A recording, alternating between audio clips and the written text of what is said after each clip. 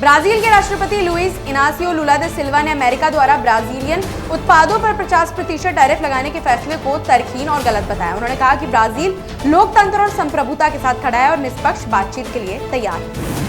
बिहार के पूर्णिया में प्रधानमंत्री नरेंद्र मोदी ने नए टर्मिनल भवन का उद्घाटन किया और हवाई अड्डे का दौरा किया। ये पूर्णिया का पहला कमर्शियल एयरपोर्ट है जिससे सीमांचल क्षेत्र को बेहतर हवाई सुविधा मिलेगी। इस मौके पर पीएम ने इसे क्षेत्र के विकास की दिशा में अहम कदम बताया। केंद्रीय वाणिज्य मंत्री पीयूष गोयल ने नई दिल्ली में अंतर्राष्ट्रीय इलेक्ट्रो टेक्निकल आयोग की 79वीं बैठक का उद्घाटन किया। उन्होंने कहा कि उच्च गुणवत्ता वाले मानक उत्पादन लागत घटाते हैं और सुरक्षा, पुनः उपयोग व टिकाऊपन को बढ़ावा देते हैं। इससे भारत की वैश्विक प्रतिस्पर्धा भी मजबूत होती है। नई दिल्ली में नीति आयोग के कार्यक्रम के दौरान वित्त मंत्री निर्मला सीतारमण ने स्टार्टअप्स द्वारा लगाए गए स्टॉल का दौरा किया और उभरती तकनीकी उद्योग के उद्यमियों से बातचीत की। उन्होंने नवाचार और तकनीकी विकास को भारत की आर्थिक प्रगति का अहम हिस्सा बताया।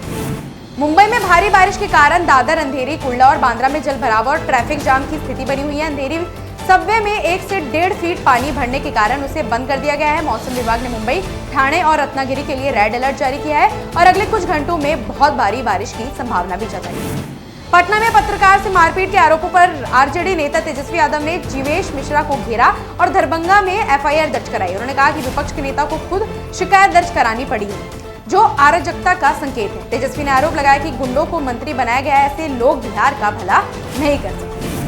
लखनऊ में प्रेस कॉन्फ्रेंस के दौरान सपा प्रमुख अखिलेश यादव ने कहा कि उनकी पार्टी आउटसोर्सिंग के खिलाफ है और स्थायी सरकारी नौकरियां व आरक्षण देगी। उन्होंने मेडिकल संस्थानों में प्रोफेसरों की कमी और बड़ी फीस पर चिंता जताई। साथ ही बीजेपी को गैंग बताते हुए कहा कि जनता अगला चुनाव में उसे राज्य से खत्म करने का मन बना चुकी है।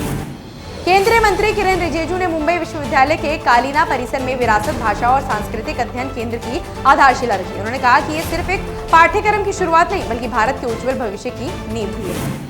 दिल्ली की मुख्यमंत्री रेखा गुप्ता ने विकसित दिल्ली सीएम इंटर्नशिप प्रोग्राम की शुरुआत की, जिसमें 88 छात्र 3 महीने की इंटर्नशिप करेंगे। पहली बार है जब दिल्ली सरकार ने युवाओं को शासन से जोड़ने की ऐसी पहल की है। उन्होंने कहा कि पारदर्शिता के साथ चयन हुआ है और ये कार्यक्रम विकसित दिल्ली 2047 की दिशा में एक महत्वपूर्ण कदम है।